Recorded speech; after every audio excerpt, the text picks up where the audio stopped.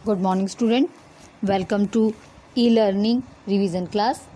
बच्चों, आज हम पार्ट 2 वर्ण विन्यास का रिवीजन करेंगे ताकि आपको जो वर्कशीट मिले उसे आप ठीक से कर सकें। ठीक है बच्चों, मानव द्वारा उच्चारित ध्वनि के लिखित चिन्ह को वर्ण कहते हैं। ठीक है, और वर्णों की निश्चित क्रमबद्ध व्यवस्था को वर्णमाला कहते हैं।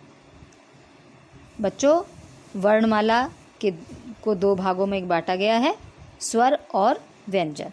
ठीक है, स्वर में अ, आ, ई, बड़ी ई, उ, री, ए, ओ, औ ये मात्राएं हैं, और अनुस्वार अंग और विसर्ग आ है। ठीक है, तो ये इसमें 11 स्वर और 2 अयुग्वाह हैं। ठीक है, इसके बाद है व्यंजन।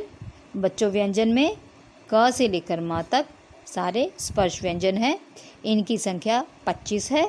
इसके बाद आता है अंतस्थ व्यंजन, य, र, ल, व। इसे जब बोलते हैं तो उच्चारण सीधे गले से होता है, इसलिए इसे अंतस्थ व्यंजन कहते हैं। इसके बाद है श, श, स, ह।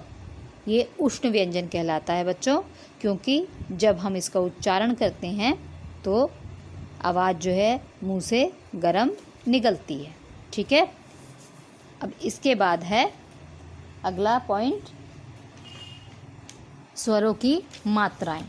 बच्चों, जो स्वर हमने अभी पढ़े थे वो जब लिखा स्वर व्यंजन के साथ लिखा जाता है तो उसे उस तरह ना लिखकर उसमें उसकी मात्रा का प्रयोग करते हैं। जैसे आ की मात्रा का प्रयोग व्यंजन के बाद एक पाई खींचकर कर दिया जाता है। ठीक है, नेक्स्ट पॉइंट है अनुस्वार।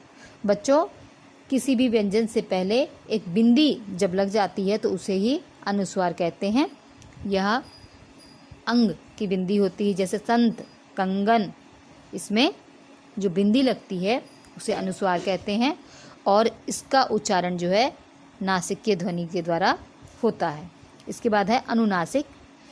बच्चों, अनुनासिक में चंद्र बिंदु का प्रयोग होता है और हवा नाक और मुंह दोनों से निकलती है। ठीक है, इसके बाद है विसर्ग। विसर्ग का प्रयोग बच्चों ज़्यादातर संस्कृत में होता है, हिंदी में इसका प्रयोग बहुत ही कम होता है। जैसे प्रातः, अतः, ये जो है विसर्ग संधि का उदाहरण है। इसके बाद है संयुक्त व्यंजन, क्ष, त्र, ज्ञ, श्र, ये संयुक्त व्यंजन है। ठीक है, जो कि क प्लस पेट कटा श, क्ष, त प्लस र, त्र, और ज प्लस य, ज्ञ, तथा श प्लस र के द्वारा बनते हैं।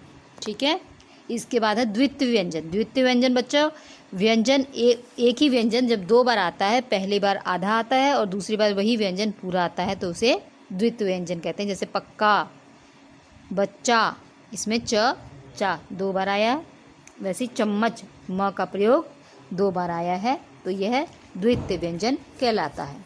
नेक्स्ट पॉइंट है वर्ण विच्छेद। किसी शब्द में प्रयोग किए गए समस्त वर्णों को अलग अलग करके लिखना वर्ण विच्छेद कहलाता है। जैसे केला, क हलंत प्लस ए प्लस ल हलंत प्लस आ, केला। उसी तरह सुनील, स हलंत प्लस उ प्लस न हलंत प्लस बड़ी ई प्लस ल प्लस अ। ठीक है, तो वर्ण विन्यास आपने पूरा समझ लिया होगा, और मैं उम्मीद करती हूँ कि आप अपना वर्कशीट भी सही से करेंगे। Okay, thank you.